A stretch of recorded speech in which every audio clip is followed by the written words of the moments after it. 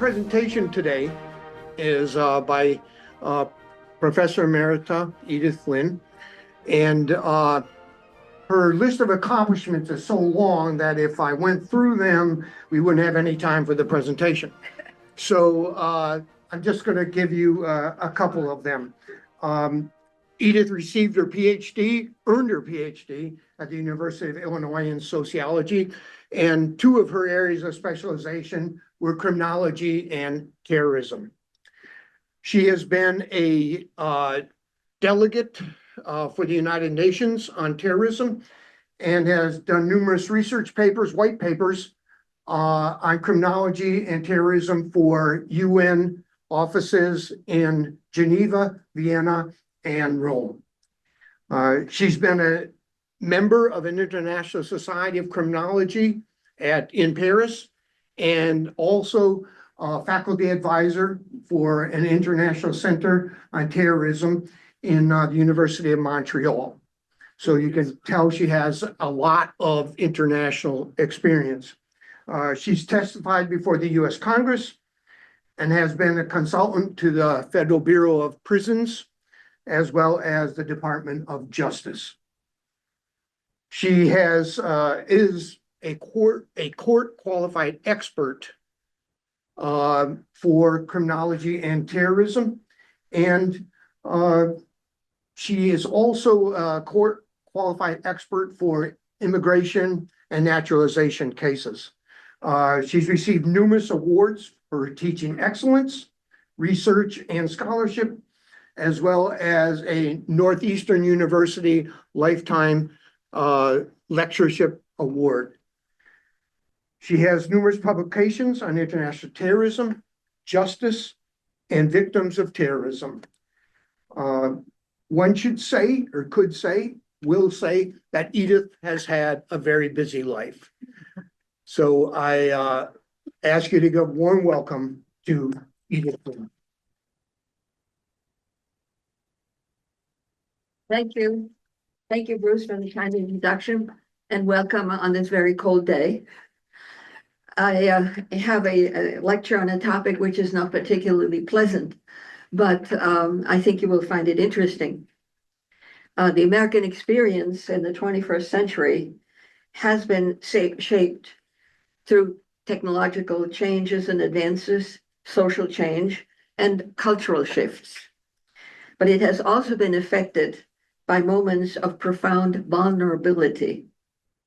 Among these are terrorist attacks like 9/11, or when Americans are taken hostage, or when under different variety of circumstances, such as while traveling, in the performance of their work overseas or domestically, or in the performance of their work, working, being part of the American military.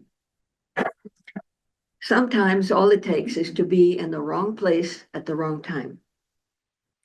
So we're going to be examining some landmark cases that I've brought to you to be able to better understand the human impact and also the political consequences of those events, with an eye toward perhaps better handling of the cases and maybe even preventing them.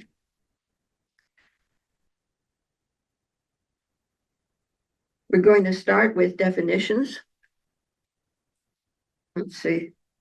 I hope. Yeah. Thank you. Essentially, I picked the most simple, most understandable definition. A hostage is a person taken by force to secure the taker's demands. If hostages are taken for ransom, we're talking about ordinary crime, and that's the business of law enforcement, like extortion. The FBI is even going to help you in those cases. But if a hostage is taken for political or geopolitical purposes, we're talking about terrorism, and that is the subject of our discussion today. I'm bringing to you a few facts about hostage takings. First, hostages are taken by states and by non-state actors. Both events are on the rise year after year. Some states have become serial hostage takers. As you will see today, Iran is there in a number one position, followed by Russia, China, North Korea, Myanmar, Venezuela, and of late, of course, in Africa. Non-state actors include such groups as Hamas, Hezbollah, ISIS, Boko Haram in Africa, the Houthis, and many jihadist groups which seem to be popping up almost without any pause. Looking at hostage motives,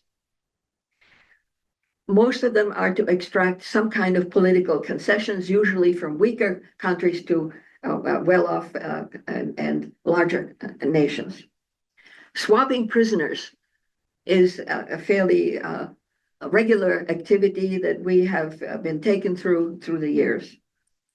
Demand for ransom is always there, and as you will see, some of them are incredibly outrageous. The next two purposes are kind of important because terrorists try to instill fear and terror in a population. And by doing so, they undermine the trust that we have as a people toward our government. Looking at the experiences, particularly of Europe, for instance, if you talk about England and the IRA, or you're talking about France when it was experiencing terrorist events to liberate Algeria, or Germany under the attack by the Red Army faction. Those are all events that made governments react by trying to control the events and by the controlling, imposing restrictions on our ability to move about. The best example, of course, is the TSA and airport that I'm sure we are all familiar with, having, I guess they lifted it recently, taking off your shoes, but going through all kinds of rigmarole just to assure that you're going to arrive safely and not being taken hostage, or much worse, being taken out of an airplane. This counter reaction, I think, is important to consider, because the more governments inflict restrictions on the population, the more difficult life becomes, the more expensive it is. Experience has shown that most of us, whether it's the Europeans or Americans, tolerate these activities because in return, we are assured that we're going to survive, that we're not going to be victims of attack. But the most important thing to remember about this situation is that the ultimate purpose of terrorism is literally to destroy democracy. And if you again harken back in terms of our experiences, 9/11 and the controls that came, that point is very important to remember. Now, hostages are also taken very often as shields. And I have a couple of examples to share with you. In 1958, Cuban rebels literally took about 19 American and Canadian civilians into under their control. They became hostages. They also took almost 30 Marines and U.S. military personnel hostage, and made demands to the American government to stop supporting with weapons the Cuban government, and also stop bombing their hideouts and trying to exterminate them. Interestingly enough, at that time, Congress reacted and said, no negotiation with hostage takers, no giving in. And even the public kind of joined in on that. The reality was that President Eisenhower decided to think better of it, stopped delivering the weapons to the rebels, stopped bombing their hideouts, and got their hostages back. Another case, in 1990, Saddam Hussein invaded Kuwait. At that time, he took hundreds of persons, Westerners, Americans, hostage. He also prohibited thousands of them to leave the country. At that time, the US government, supported by the United Nations, decided against any kind of giving in to Saddam Hussein. And fortunately for the hostages, as well as us, the situation backfired on him and they were released. Now, the final point in terms of hostage taker motivation is a painful one because it deals with a strict purpose of grabbing people simply to torture and to kill them. They're not going to ask for release and make ransom demands, swapping demands, none of that. The whole purpose is to take a person's hostage and kill them. I'm bringing to you some hostage metrics. First of all, the FBI does not track hostage takings. In fact, very few countries take a measure of the toll that hostage takings take us. We do have an organization which is called Hostage Aid Worldwide, and it is their statistics. They are rather meticulous and reasonably accurate, I think, that gives us some assessment, some notion in terms of how big the problem is. So today, roughly, we have about 250 or so Western hostages held captive globally. This now covers the whole world. Hostage taking, in essence, has become a nationalized weapon of war. Later on, I'll be talking about Iran, where this is a living example. Currently, about 54 American hostages are being held in 17 countries. I have tracked 10 Americans currently being held in Russia. The next statistic is really the most unpleasant one, because Americans, in essence, are the most frequent targets. 1 in 4 hostages taken globally is an American. We're talking about over 21%.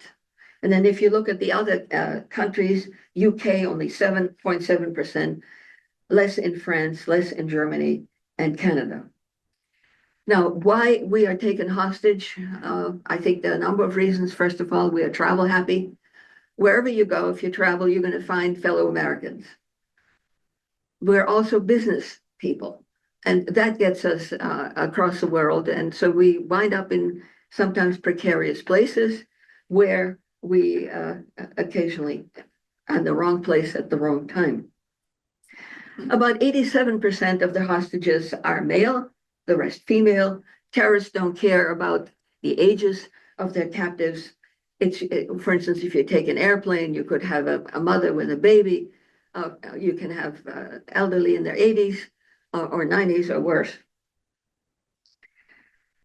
The hostage ages range, of course, as we know, from babies to over 65. Length of being detained ranges also sometimes for an hour a day and can be lasting for years. And of course, for some, unfortunately, forever. The last statistic is not a pleasant one because it deals with hostages being killed. Those are individuals that can never come home. And RAND Corporation has, and this World Society has tallied and approximated the killings. About 10, almost 10.5% of hostages that are taken never make it home.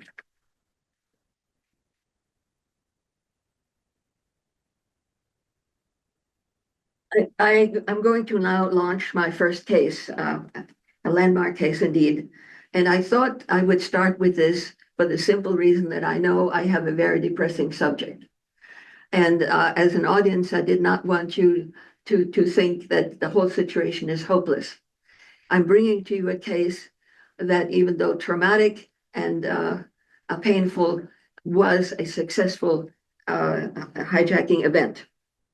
And we're talking about Entebbe on the 27th of June in 1976. Air France 139, leaving from Tel Aviv for Paris, was hijacked in Athens. Unfortunately, the security at the Athens airport wasn't very good. The plane was nabbed by 2 Palestinians and 2 Germans, of all things. The Germans represented a revolutionary cell. They forced the plane first into Beirut, where some additional people joined them, hostage takers, and then forced the plane onto Entebbe, Uganda, which is literally in the middle of Africa, a landlocked state. On the 28th of June, the next day after the hijacking, they set an ultimatum. 35 million, no, 5 million, I'm sorry. 5 million release, $5 million had to be paid. They wanted the release of about 53 Palestinian prisoners. And I think they threw in at least another 20 prisoners from different countries. So I think France and Germany. On the 30th of June, on 29th of June, the hostage takers separated the Israeli passengers from the remainder of the passengers, a very, very ominous sign. On the 30th of June, they decided to release 48 non-Israeli hostages, and the next day they released another 100, leaving only Israeli passengers. Now the terrorists wanted to release the air crew, the captain and staff. They all refused. So in an act of, I think, considerable heroism, they decided they would stay with the passengers, no matter what. On the 1st of July, when the last non-Israeli hostages were released, Israel let it be known publicly that it would negotiate. And I remember being in the classroom at the time discussing the case with my students, and everybody was left scratching their head. We know Israel has a policy not to negotiate, not to give in to terrorists. So what's going on?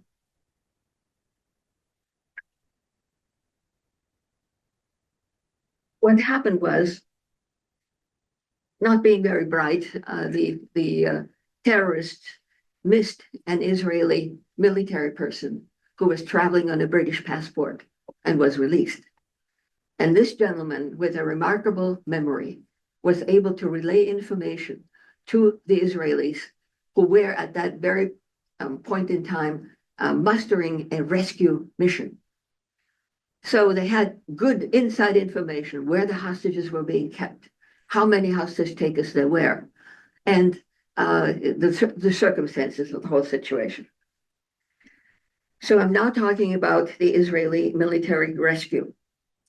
If you're looking at the map on the right-hand side, I've outlined in red how the mission was accomplished. Israel put together a rescue force consisting of 100 men and airplanes. And the idea was to leave from Sharm el-Sheikh, which is on top of the map, fly across the Red Sea all the way down and passing, if you will, Sudan, Saudi Arabia, and all the other countries quite hostile toward Israel, and having to fly in such a manner not to be detected by radar. As such, they flew at a height of 30 meters, which is about 100 feet. And it reminded me really of the Doolittle raid, where American planes were flying into Tokyo to bomb it and had to fly hedge hopping, as they described it, successfully to be able to accomplish that mission. Well, the Israelis accomplished that difficult flight and then flew first into Kenya and then landed in Entebbe.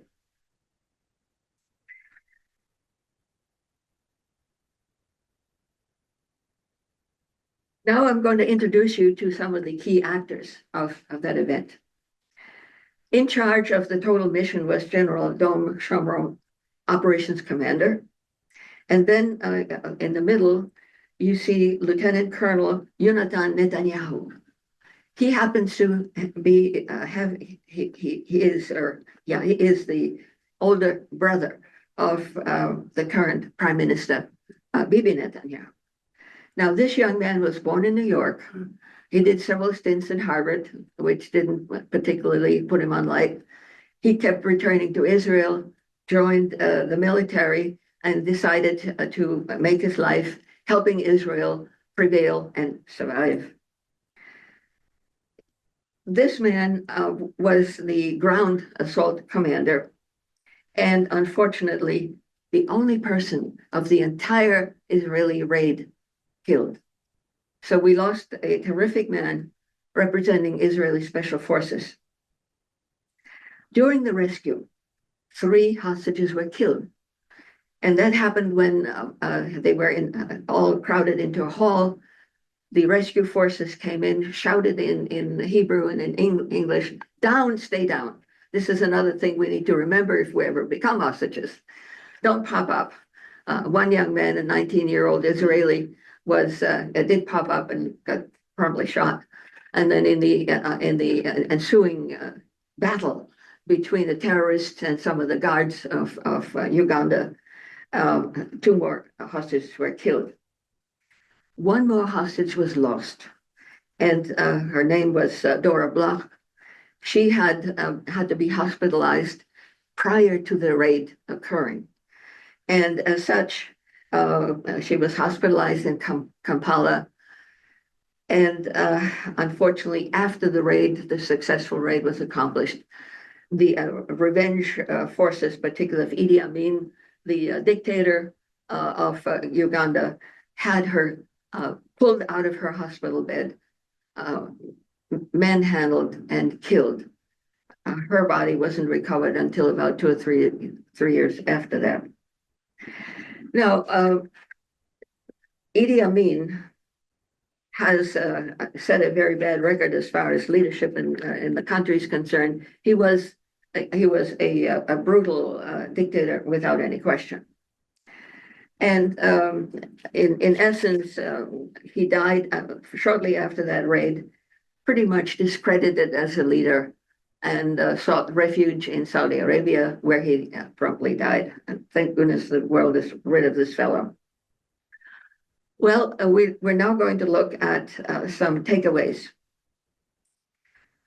As you can see, this particular case is certainly encouraging in the sense that it does show if you have the will, if you have the knowledge and also the heroism to conduct those kinds of rescues, they can be successful in spite of some of the losses, and particularly the one of Netanyahu. They're rare, and I wish we had more of them, but we do need to recognize that they do represent a high risk to the hostages themselves. Rand Corporation has tried to assess many times, the paying of ransom or doing any kinds of swaps, so they encourage more hostage takings or not. They had no positive finding in either way, so the question is still open. But they were able to assess that about 79% of hostages involved in hostage events do die during rescue missions. I want to next discuss some of the unintended consequences of those actions, and there were quite a few. First, Idi Amin, after having experienced that rescue mission, was obviously embarrassed. He was shown incapable of fending off the rescue event, and he unleashed vengeance onto the Kenyans in his country. The airport was serviced by many Kenyans. About 250 or so were murdered as a result of the vengeance of Idi Amin because of that successful mission. And then another 1,000 or so literally had to flee Uganda in order not to be hunted down and killed. The final question in terms of what kind of political repercussions are there from these kinds of missions? In this instance, Yitzhak Rabin and Shimon Peres were leaders of Israel at the time. Their standing and appreciation really grew.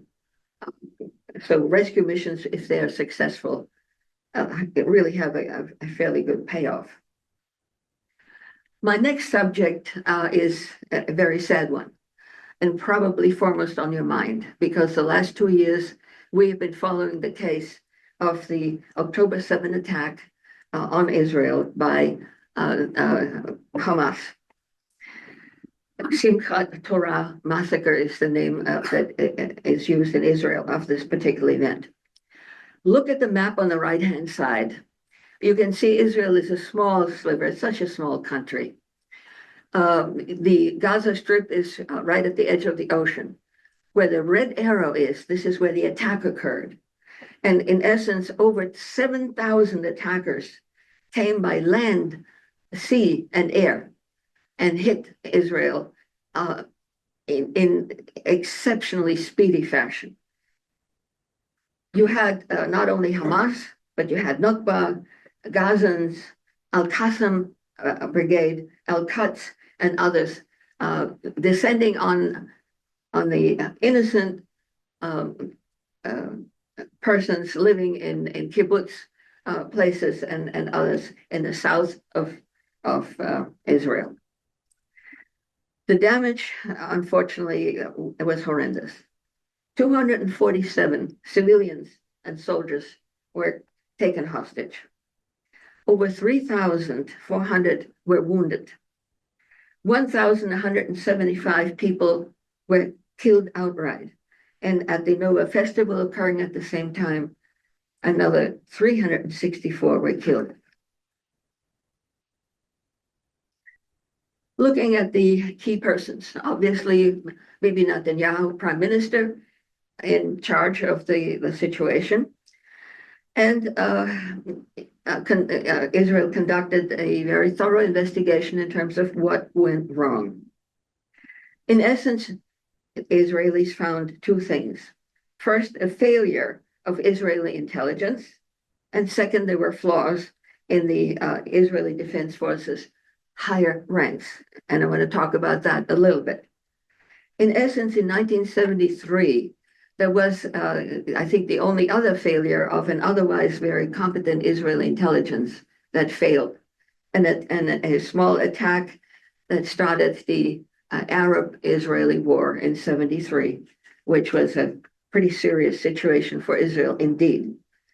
Even then, as now, in this case with the 7th of October, there was a situation where some basic intelligence was available, but it was disregarded by the intelligence service itself and then also by some lower level military personnel. In essence, there was information available that Hamas, the attackers, had some highly detailed information as to Israeli outposts, military outposts. They had detailed information about the villages, the kibbutzim population. And there was enough detail, which apparently lower level military brought to their supervisors. Unfortunately, those higher ups ignored them. Intelligence at that time anticipated a drone attack, but they did not anticipate the reality of that horrendous attack that descended on the southern part of Israel. Looking at some of the unintended consequences.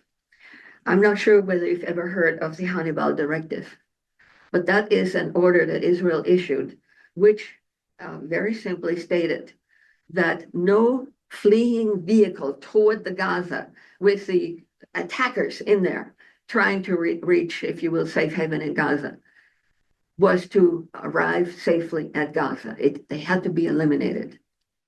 And yet we do know, as well as the IDF that came on a little late, they knew that some of their own friends and soldiers were in those vehicles. And they also knew that some live hostages were very much part of that. But the Hannibal order had to be executed, and that meant simply death by friendly fire. The last item to be discussed here deals with Yahya Sinwar. He was the leader, merciless leader of Hamas. And there's some very interesting information about him. In 2006, an Israeli soldier by the name of Gilad Shalit was captured by Hamas. He was in captivity over 5 years. But in 2011, Shalit was finally released. Israel, like the United States, will do its utmost to get their soldiers back, and that was the case for Shalit. So in return, Israel released over 1,000 Palestinian prisoners. But most important, Yahya Sinwar was one of those released. And let me talk to you a little bit about him. In 1989, Sinwar was sentenced to 4 life sentences for killing 2 Israeli soldiers and also 2 Palestinian collaborators. Serving those life sentences, nonetheless, he was released. This man had spent 22 years in Israeli prisons. He had 22 years to summon, if you will, his hatred and his plan for retaliation. And it becomes an issue that we don't have time to discuss today, having been a prison expert for quite a while. We need to address what happens in our prisons. If, for instance, people are seriously abused in prisons, and that no nation is exempted from that, we need to realize that we are implanting some serious trouble. The choice here is, if that is so, you can't let them out. But letting out this individual proved to be absolutely devastating. There couldn't have been a worse devil in charge of the attack in south of Israel. Now, the next subject is probably the most serious one. I'm going to be talking about William F. Buckley. William Buckley was born in 1928 in Medford, Massachusetts. He went to Boston University, got a political science degree, became a librarian. He basically worked as a librarian in Lexington. He designed a panorama reflecting the battle of the Revolution, the first shot sent around the globe. He also served as a librarian in Concord, and was appreciated very much as a quiet, reserved man. He joined the military and had a very brilliant military career, became a Green Beret. Eventually, he became CIA station chief in Lebanon, in Beirut. And as such, he was obviously pursuing American interests. He was assigned one of his major jobs was to try to get Americans released, because in Beirut and in Lebanon, an awful lot of Americans are continuously being held hostage. There were apparently some warnings that he might be in some danger. And there seems to be a record that he, I guess, did not put enough weight on that. Pursuing his job as he did, leaving at the same time, using the same paths to work, and unfortunately was grabbed by the terrorists and became hostage. And what happens next is what we need to recognize. First of all, he was taken captive, not to be held for ransom or for swapping prisoners. The whole purpose was to get this man, to torture him, to get as much information out of him as they could, and never ever to release him. He was tortured. He was apparently experienced the torture by a psychiatrist. And I kept wondering about the oath of Hippocrates, how on earth that man going through medical training could even do such a thing. Apparently, Bill Buckley was drugged. He was held captive, his hands and ankles tied. They kept him, when they were not torturing him, in a cubbyhole, not bigger than a coffin. So the experience of this man is almost incomprehensible. It is also, I think, incomprehensible to me how he could have lasted under those circumstances for 444 days. Apparently, at that end, his heart gave out. His body was not retrieved until about 3 years after. He received full military honors, as he, of course, deserved, and is buried at the National Cemetery in Arlington. Uh, his memory, however, is going on and will go on forever, because the Northeast chapter of the Green Berets, chapter 54 particularly, has taken his name. So in my family, we have a saying, as long as people are remembered, they are alive. And Bill Buckley remains alive. The next case is equally sad.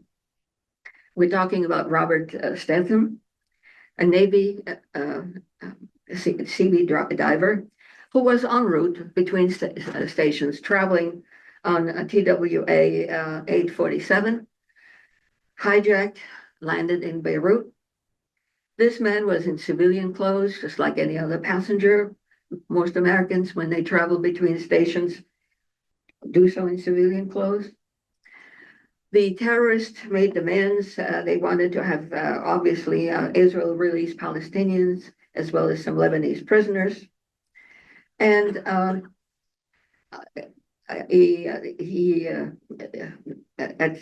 think the second day after the plane landed in Beirut, the passengers were all filched in terms of their possessions. And unfortunately, his military AGO card revealed that this was an American, number one, that he was a military person, a Navy diver. He was pulled out, he was beaten, tortured, and literally shot to death and dumped upon the tarmac. So these two cases essentially show us that you're talking about Americans who were taken for no other reason than that they were Americans. And they experienced on their own bodies what the hostile persons in the world would like to do to America. Well, I'm now moving to the another landmark case. And I think you will remember it vaguely, but it is very interesting because it had some very lasting effects. In essence, we're talking about James Foley. He was an American journalist. He lived in 1973, was born. He died in 2014, still a very young man. He worked as a freelance reporter on the front lines. And I don't know if you understand the kind of reporting that goes on. Those are individuals that join sometimes the US military, sometimes resistance fighters, and expose themselves to the same deprivations of no food, no sustenance, no anything, to report to us what is going on. Without freelance reporters, we as Americans would have no idea what is going on across the world. So I think they occupy an extremely important role. For instance, he was embedded with the US military in Libya. Interestingly enough, he was taken hostage there, kept in captivity 44 days, and released. I think most of us in that situation would have said, I'm going home to the safety of my home environment. Not this young man. He decided to return to work. Must have taken tremendous courage. Well, he reported, for instance, when Muammar Gaddafi was captured, another great loss when this man went. Returning back to work on the 22nd of November in 2012, James Foley was taken hostage by ISIS, this time in Syria. And we know we've been following events in Syria, I think, for quite a long time. The demand at that time was 123 million. I always wondered where they get those figures from, but there it was. They also wanted to have release of prisoners. And in essence, the demand for money was announced, broadcast all over the place. His employer in New Hampshire, by the name of Global Post, hired a security firm trying to get his release. Now, security firms, for instance, Kroll Associates is one of them, one of the better ones, have their job is to bring hostages back, sometimes through negotiations, maybe paying a ransom, whatever it takes. On June 2014, the ISIS captors released two fellow hostages. There were about four or five or six of them. 1 month later, President Obama authorized a full-fledged rescue attack, unleashing, if you will, our Delta Force and additional forces. The whole idea was to try to rescue this particular young man from the horrible fix he was in. Now, the raid took place in Raqqa, Syria, which is where everyone assumed Foley was being held. Unfortunately, when the rescuers descended and the shooting started, Foley was gone. They had moved the hostage. The rescue effort ended relatively well. There were only several wounded, and the rest of the American forces were able to withdraw safely. There is a the next thing that happened was after the failed rescue, the U.S. government and the mother, her name was Diane Foley, had a number of encounters because she was desperately trying to raise money, come up with some money and negotiate with the terrorists. Our government literally told her, if you do this and money goes to a terrorist group, you may be prosecuted. Now put yourself for a moment into that woman's shoes. Her son, that meant everything to her, in imminent danger of execution, and your very own government throws in some difficulties in terms of for you trying to effect a rescue. In any case, no rescue was performed, and on the 17th of August in 2014, ISIS very publicly televising the whole process, executed James Foley and other hostages. And that poor mother at some point was given a photograph with her son lying in the desert and his head resting on his back. There is a postscript to this particular story. And that means, in this case, the killers were eventually apprehended.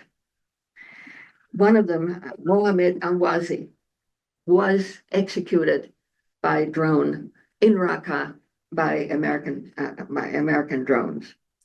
Another of the killers who was active in the execution of James Foley, by the name of Britt Cody, he was an English man who had joined the terrorist group, converted, if you will, to Islam. He was eventually caught in England, and then found he was extradited to Virginia, tried, found guilty, sentenced to life imprisonment. And it was after that conviction, Diane Foley requested to be able to meet this person and talk to him.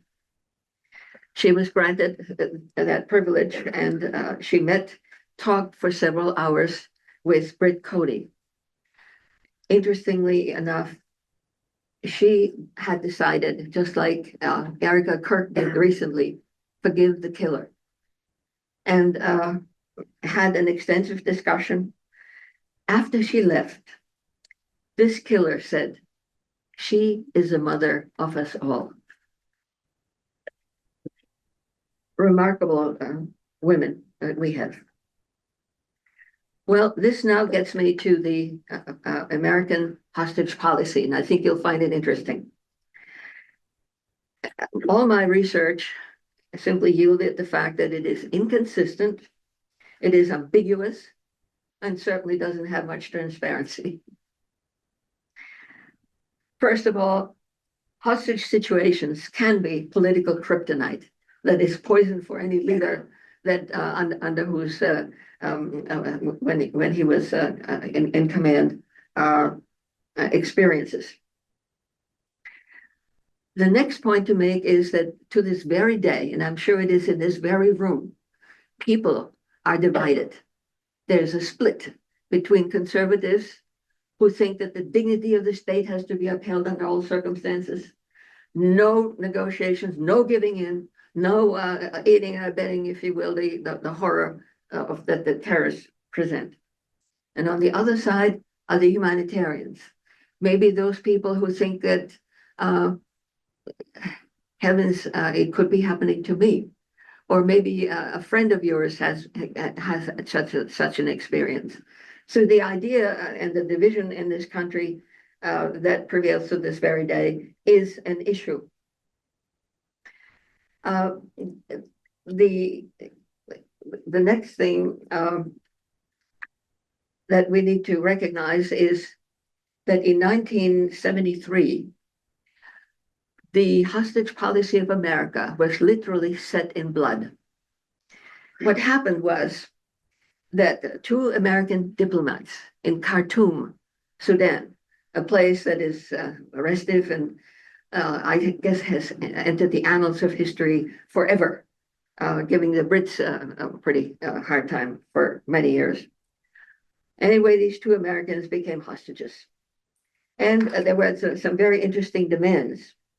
One of them was that a lot of Palestinian prisoners had to be released from Israel. They wanted to have Germany release Baader Meinhof gang members. And if that wasn't enough, they wanted to have Sirhan released from the United States in return for those two hostages. President Nixon at that time was in command. And when President Nixon heard the demands, he said, no, absolutely not. We are not giving in to any such demands. No way.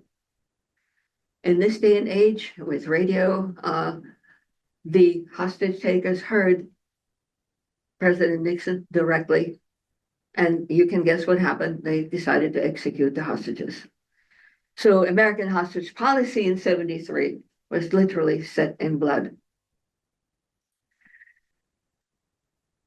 The next thing I want to discuss is currently, if you're looking at various situations in terms of hostage releases, it happens through a mix of diplomacy, using on the part of America intermediaries and sometimes regional partners.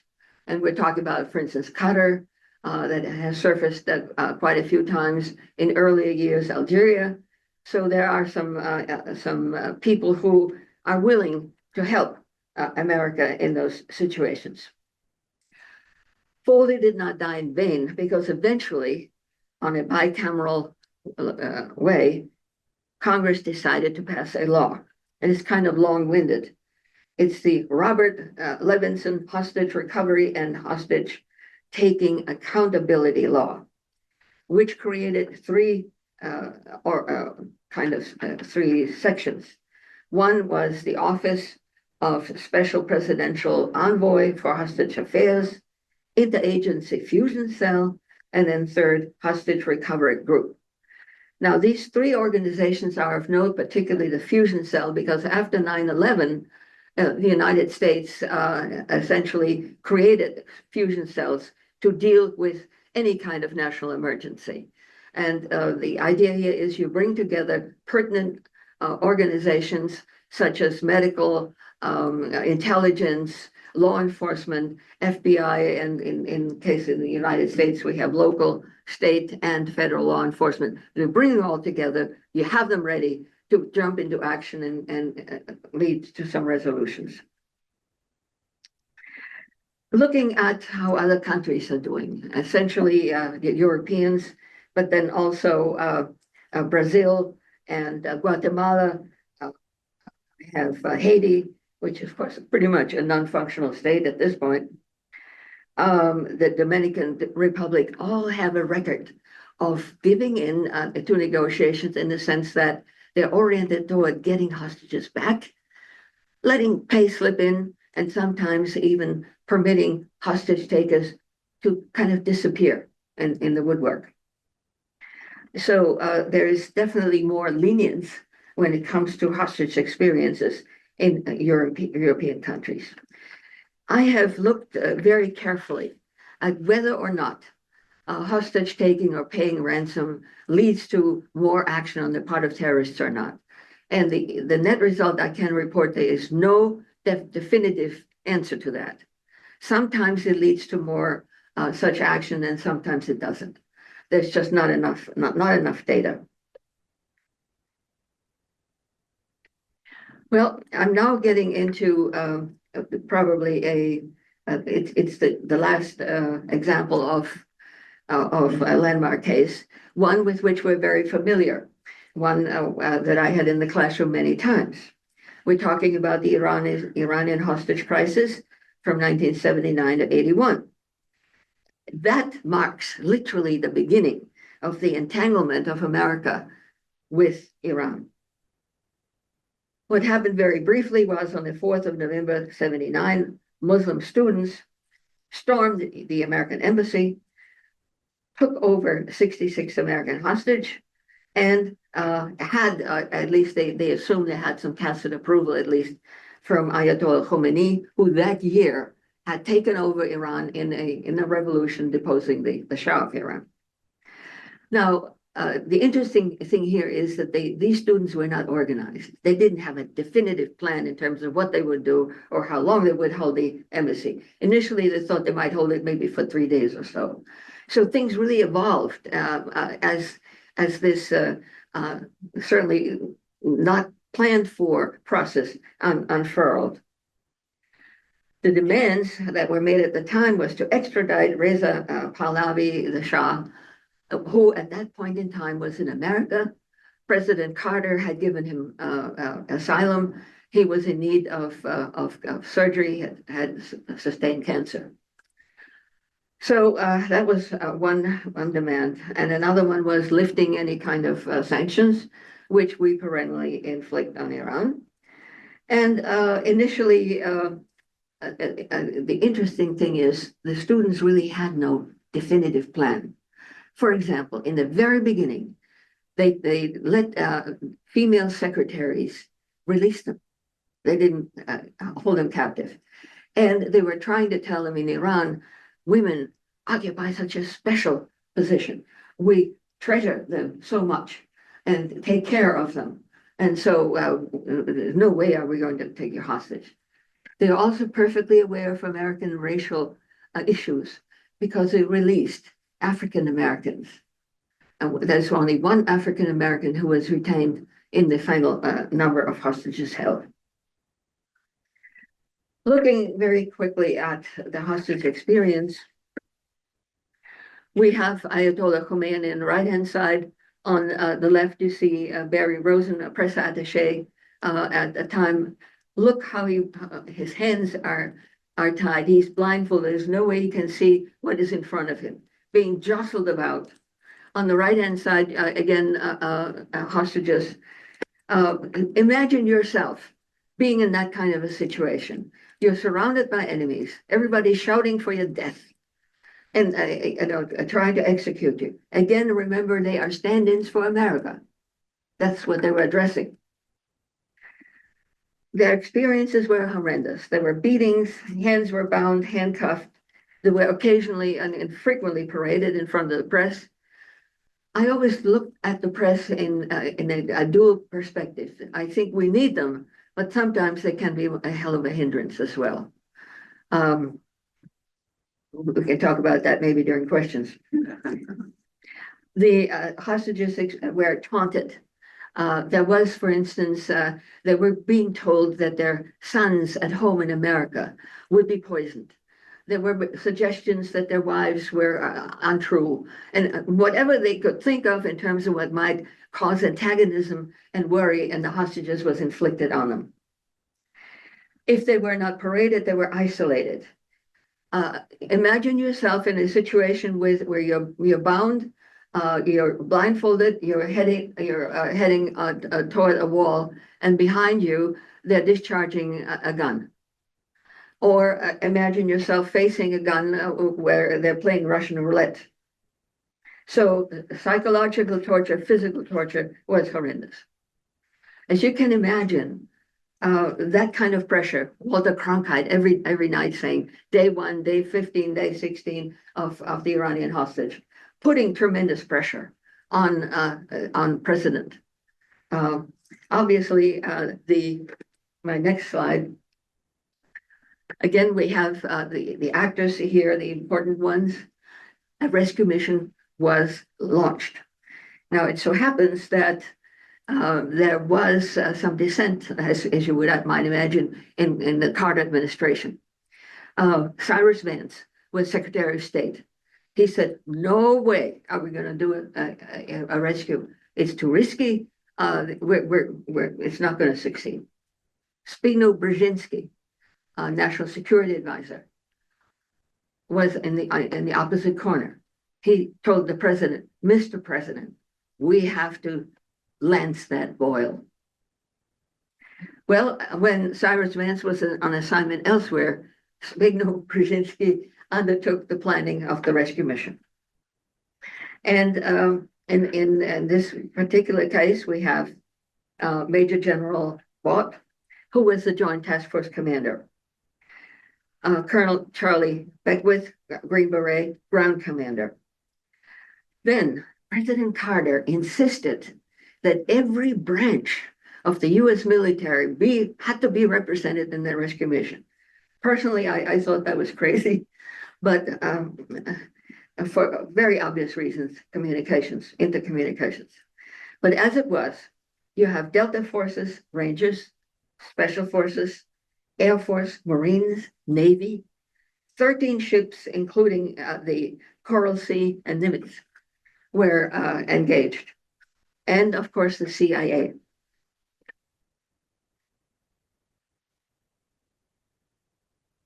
Operation Eagle Claw. First of all, I'll talk about the action and then the results. On the map on the right-hand side, it is the most informative. The idea was to send the rescue airplanes and forces to where the star is C, which is Desert 1. On Desert 1, the rescue forces will be assembled, refuel, and then go to point B, which is Desert 2, fairly close, about 50 miles from Tehran, and then launch vehicles to go into Tehran. And keep in mind, you're talking about the middle of the city. You're talking about the embassy, hostages in the basement. And a building right next to it contained another 6 Americans that were also supposed to be rescued. So you're talking about an incredibly long distances. The Desert 1 is in the south of Iran, in the middle of the desert at the South Khorasan. Now, what essentially happened is somewhat tragic, in the sense that 8 helicopters were supposed to be used. And unfortunately, 3 of them had to drop out. One had hydraulic problems, another one was caught in a sandstorm, and the third one had a cracked rotor. And even though it was flyable, the person on the ground did not really know whether it was useful or usable or not. The rest of the execution was that at Point C, Desert 1, about 3 weeks prior to the actual rescue mission, there was a mission to explore the ground. They found it was hard, solid, suitable for landing aircraft. On top of that, they installed some infrared lights that would guide the rescue force. 3 weeks later, when the rescue began at Desert 1, a sandstorm had descended on the place. So instead of a hard surface, there was several inches of sand. Then a bus filled with about 48 Iranians bumbled upon the scene. Basically an area where, you shouldn't have had that kind of traffic. American Rangers took care of them. They took them captive. and held them under control. Then, of all things, a fuel truck full of gasoline with two drivers bumbled on the scene. There was shooting, the truck exploded, as you might find, a horrendous fire. That fire, unfortunately, confused the American airplanes. They were expecting darkness and infrared light signals, certainly not a flame. So in that process, the lack of having a sufficient number of helicopters led the ground commanders, the general as well as Colonel Beckwith, decide to abort the mission because they didn't think that they could pull off the rest of it. They contacted by radio the president, asking permission. Can we abort? Well, yes, the president granted to abort the mission. That took some time. And in that time, one of the helicopters collided with a transport airplane. And the unfortunate result was fire on those two planes. 8 service members were killed. 4 persons were wounded. Planes were destroyed. And at least 5 helicopters had to be abandoned. Now, the upshot here is there was an investigation, just like they'd done in Israel. And Admiral Holloway, I think, said it very succinctly. He said, the mission failed because we had deficiencies in planning, deficiencies in command and control, and deficiency in inter-service operability. And that's the point I was talking about because interoperability is something that continues to this very day. Analyzing Lexington Resources Fire and police that I did some years ago, I found lack of interoperability of communications equipment. Police could not really directly talk to the fire department at that time. And why? Well, the acquisition of the equipment is done from this organization or that organization. We go for the lowest money that we can get, and nobody ever thinks about the idea that maybe those two, police and fire, need to talk to each other. Well, let's look at the Iran hostage resolution very quickly. On November 2nd, the Majlis of 1980, the Majlis, which is the Iranian parliament, voted literally to release the hostages and made some conditions. Unfreeze Iranian assets. Keep in mind that Iran does have assets in different banks, whether it's Switzerland or in England and elsewhere. The amounts, because I think nobody ever really knows precisely how much money you're talking about, is between 8 and 14 billion. Stop all lawsuits against Iran, stop meddling in their politics, and return the Shah's wealth. The resolution itself was not easy. It took at least 2 months because the US wasn't talking to Iran and vice versa. The US was using the embassy. The Iranians were using Algeria embassy, and those embassies talked to each other. And for 2 months, they weren't getting nowhere. So it was at that point that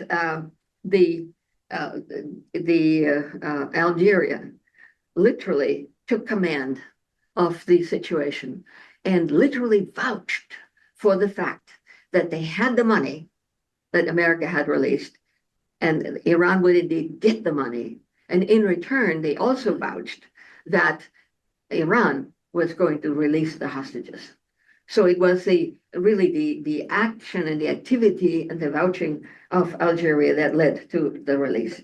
And one final point here is they were not released until President Reagan took command on the 20th of January, day of inauguration.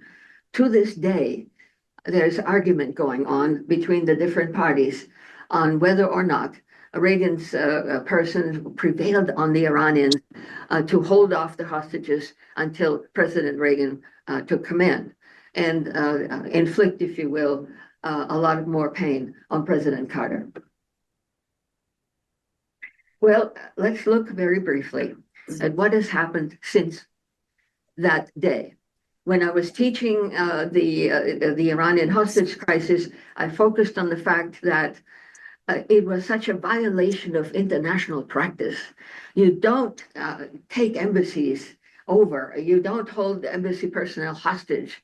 They're sacred. They represent the country, and the host country indeed has to provide safety under all circumstances.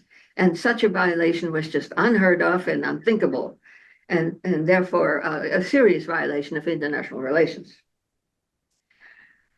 What I found doing my research for this presentation was what follows now, the last several slides I have. To this very day, we find that Iran uses terrorism as a strategic weapon. Iran funds and trains and directs terrorism against the United States and Israel. Well, I think we're the big devil and they're the smaller devil. Iran stokes regional conflict by using all the proxies that we have met, Hamas, Hezbollah, the Houthis, all of them launching different attacks on America, on free trade and other things. Iran literally looks upon hostages as a keystone to their foreign policy. Iran daily violates human rights, whether it's dealing with hostages or dealing with prisoners in its prison, the infamous one being Evan. It also foments military conflict against American military. And as our people are stationed in the Middle East, they can tell you they come under fire at any and every opportunity that the Iranians or their proxies will take. Well, that led me to this question. It seems that we have been in an undeclared war with Iran for half a century. And the question is, why? On the right, I have the flags, United States and Iran. On the left, it was much more ominous, the nuclear weapon. Now, we're all familiar, so I won't spend any time on this. The idea being that Iran, if it ever has a workable bomb, not only would use it against Israel, but also American interests. On that, we can be certain. So I've arrived at an answer, and I have about 4 slides left that will explain history in a nutshell. What I found was that in the late 1940s and the early 1950s, Iran had a working democracy. That democracy was literally destroyed by us and Britain. And the purpose was to keep Iranian oil under our control, the British control, and flowing west. It happens on August 1953, a coup d'etat occurred in Iran. And that coup d'etat was literally planned by Britain and America. And much of that planning occurred in that very embassy that we have been talking about. Now, this following slide, I kind of like it, takes us back to the 1900s. And in a nutshell, it explains what went on. There was a British diplomat who I thought expressed it exceptionally well. He said, Iran is pieces on a chessboard upon which is being played out a game for the dominion of the world. Now, I have the flags of the contending countries, Britain, Soviet Union, America, and Germany in World War I. That was their flag. Iran was named by Shah Pahlavi's father, who turned Persia into Iran. It's the same thing, same country. Now, we're talking about a country that is one of the oldest civilizations in the world. About 3 centuries before Christ, they had a flowering civilization. They were tops on mathematics and on medicine, astrology, very accomplished. And Persia tangled with the Greeks. The Greeks did get an advantage over them at Marathon. Then they tangled with the Romans of the eastern part of the Roman Empire, but they have been prevailing and still represent an interesting and important civilization. What is important for our purposes is that in 1900, a person called Muzaffar al-bin Shah Qajar sold a 60-year concession of whatever could be found in terms of riches of Persia at that time. There was no known oil sources or anything else. But anyway, this particular Shah sold this concession to an Englishman by the name of William Darcy. And this individual eventually sold all of this concession to the Burma Oil Company, which was a British oil company. In 1907, Darcy and that oil company was pretty much taken over by the British government. And in 1968, they had struck oil. And eventually, Great Britain declared the Iranian oil a British nationalized oil. So here you have the groundwork. The key actors, very briefly now. In 1941, Britain and the Soviet Union literally invaded Iran militarily. I don't know if we knew that. The whole purpose then was to remove German influence over Iran, to secure the oil that Britain owned, and assure that the railroad that was being built was headed toward the USSR. Remember, that was the time, the bitter time of World War II. The Iranian parliament in 1941 deposed the Shah's father, that is Reza Khan the senior. They installed his very young and immature son, about 22 years old, made him Shah. Between 1941 and 49, they had the Shah, but he was busy running his little court and all the trappings of being king, while democracy pretty much prevailed in Iran. In 1949, unfortunately, there was an attempted assassination on the Shah, and this guy took it very seriously, became, if you will, paranoid, autocratic, and as he was doing so, he gained some opposition. In 1951, Mohammad Mossadegh emerged as a leader, and we can turn that off, it would be nice.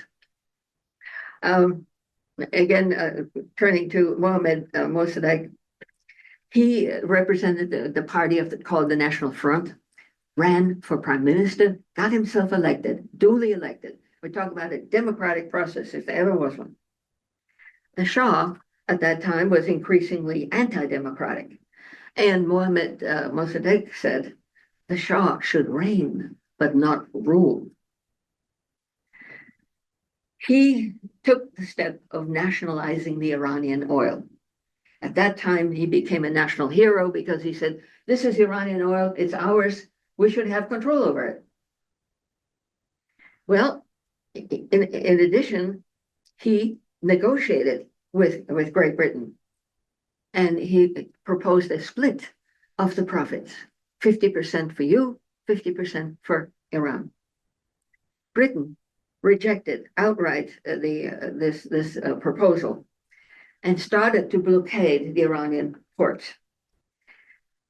Essentially, Iran was not able to sell its oil and spiraled into bankruptcy. Finishing up now, the Mossadegh essentially decided to appeal to America for some assistance. At that time, President Truman was in command. Truman was definitely pro-democracy. He thought that he would certainly assist if he could, but at that time he was busy with war in Korea. remembering very well that Britain was a major ally in World War II, and you couldn't possibly do things against an ally of such magnitude. So he didn't do anything. The people waited until 1953 when President Eisenhower took over. And it was with President Eisenhower and his Secretary of State, John Foster Dulles, that a coup literally was planned by Britain and the United States, a coup d'etat to overthrow the duly elected democratic government. I'll spare you the details.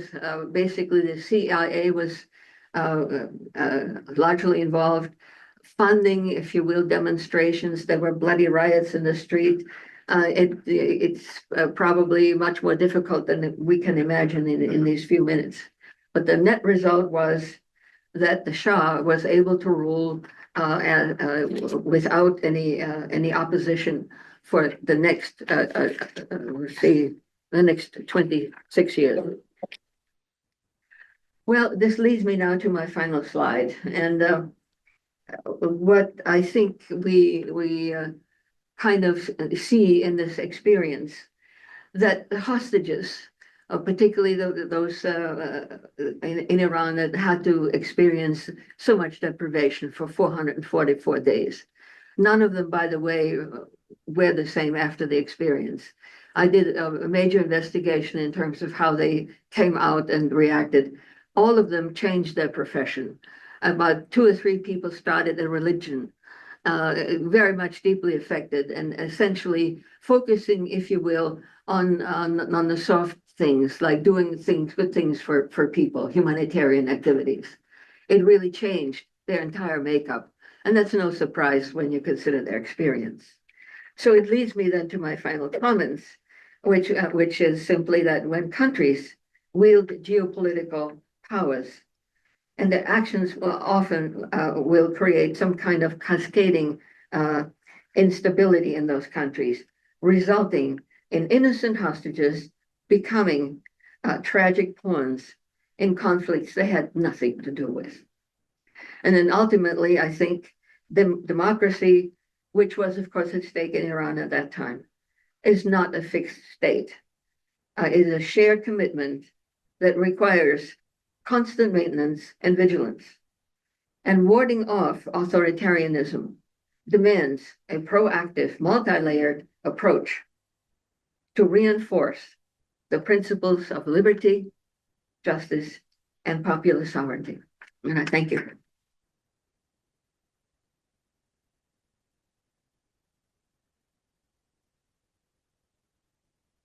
Thank you very much, Edith. We have time for about 10 minutes of questions, and we ask that you see one of the people carrying the mics.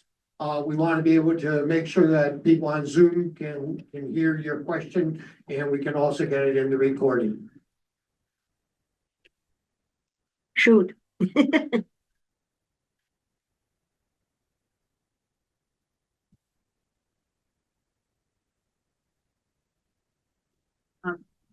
Hold it close. Thank you so much for your great presentation. It's really thought-provoking. Oh, Can you hear? closer. Just hold it right up, right close to your mouth. Okay. It's really thought-provoking because based on what you have said and your conclusions about Iran, we all were horrified by the events of the 7th of October. Yes. In Israel. I can ask you the same question based on what you have learned about Iran. How do you see the future of Gaza, and how do you see the future of that region? Okay. All right. Because as my mom used to say, actions have consequences. It's a very difficult subject, without question. I do think that right now the situation is still iffy in terms of whether the peace will last. I know there are a number of steps that our president has has planned in terms of a security force taking over, rebuilding, and eventually establishing some kind of a Palestinian state. I am very strongly aware that Prime Minister Netanyahu is dead set against a Palestinian state. But I do think that they are a people, they are entitled to their own country. And at some point, I think, I hope coexistence can occur. I do worry significantly about it simply because I know on both sides, whether it's the Palestinians or the Israelis, there is not much readiness to accept one another. And there's such a long history of hatred. And so bridging that is probably the biggest challenge of the 21st century. Wow. Any other questions? Any other questions? I do have a question. Yeah. What is Hamas? Well, Hamas is a militant revolutionary group that basically says that their interest is the creation of a Palestinian state. So they think they are the, if you will, the guardians and the protectors of the Palestinians. And it is in their name that they conducted all of these atrocities. Are they Palestinians? They're what? Are they Palestinians? Yes, yes. Tara, That's all right, I can shout it out. No, I'd like to report this.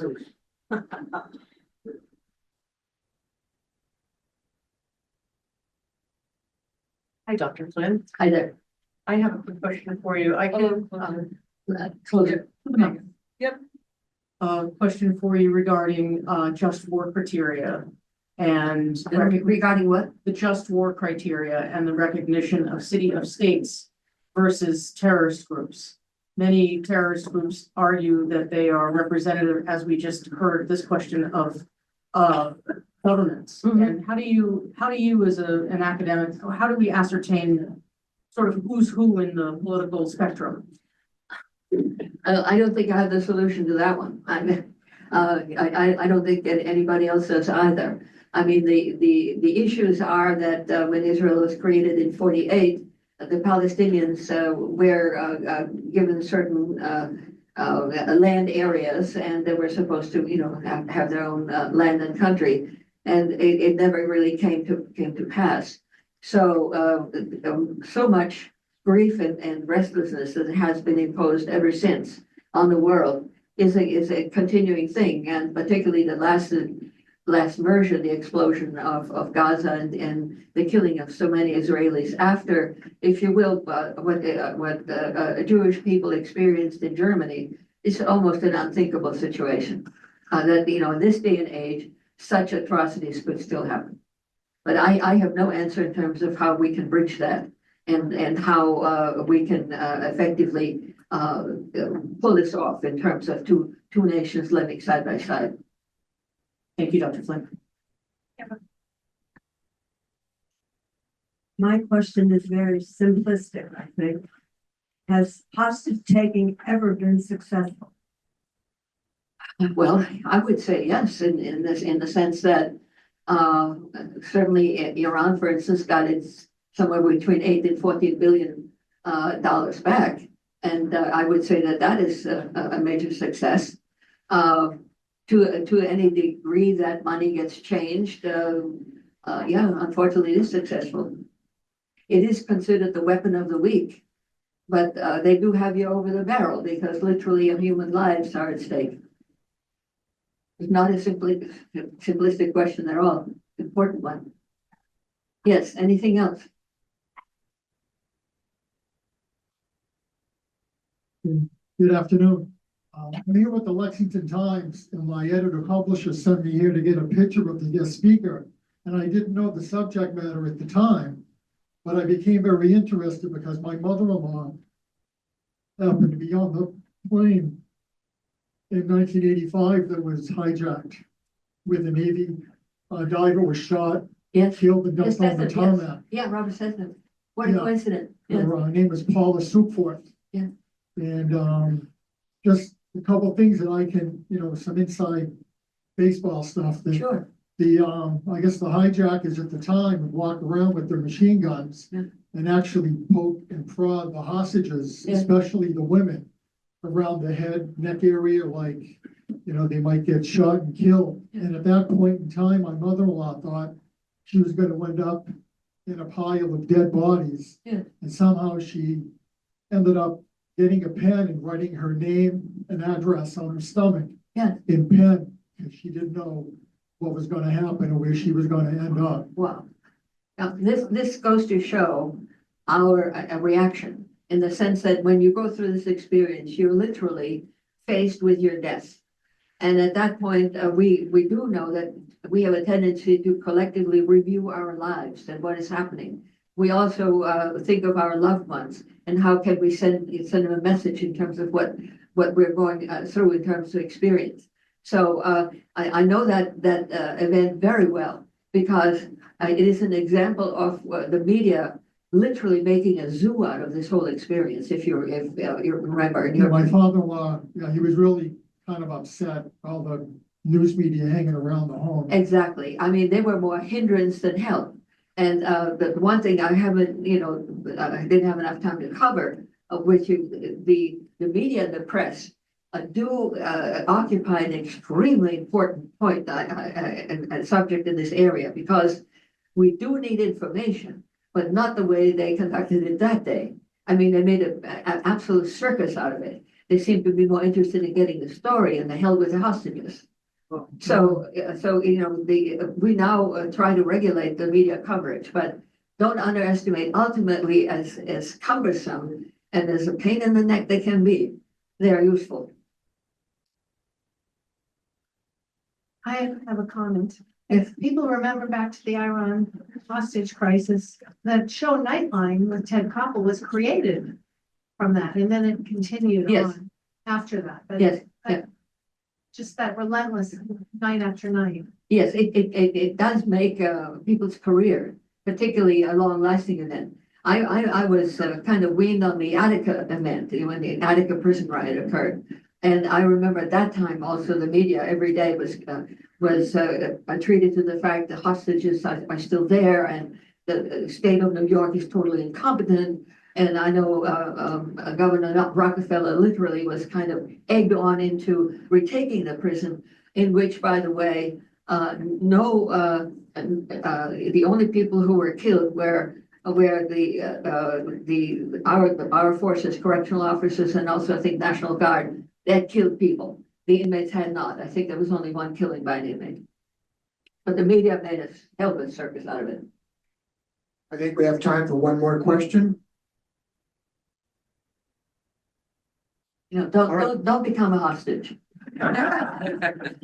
Edith, thank you very much for this well-researched and in-depth. I would like to note one thing, and that is that Edith's late husband, Pat, they were married for over 65 years, was a military hero, war hero, as well as outstanding citizen of Lexington. As a military person, he served in 3 wars, World War II, the Korea War, and the Vietnam War, received 3 combat infantryman's badges for that service, which is a tremendous accomplishment and recognition. He was also an original member of the 10th Special Forces Group in Bad Tolz, Germany, the Green Berets. As a Lexington citizen, he ran the town's, or he was participating in the town's celebrations committee for over 15 years. In the last 4 of his service, he was the chairman of it. He received, in 2006, he received the White Tricorn hat. Edith, you and your husband have contributed a lot to us, and thank you very much. Thank you. My pleasure. Thank you. Oh, wow. Edith has said this is going to be her last public presentation, and I just wanted to recognize Thank that, you. but I think she might be back. Thank you.